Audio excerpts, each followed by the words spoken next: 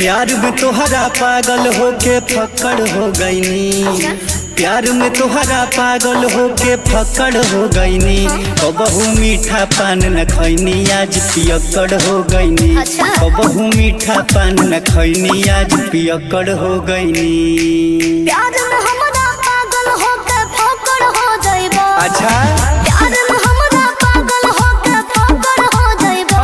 हमका जननी हमरे चलते तू पियक्कड़ हो जाइबो। हमका जननी हमरे चलते तू पियक्कड़ हो जाइबो।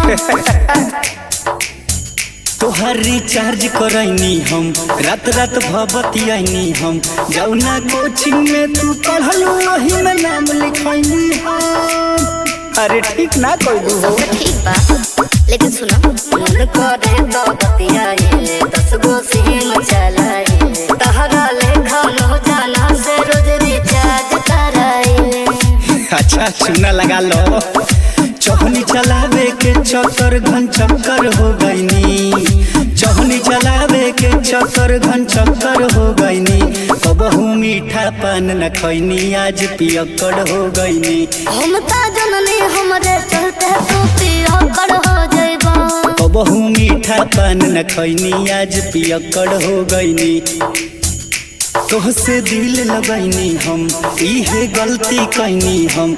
ना जननी बाड़ू छी हमारी सारा धन लुटैनी। सुनो हम सबका से पटेनी सबका भीड़ी सटेनी। उड़न बाज हम हई चिड़ै के होके नाम न रटेनी।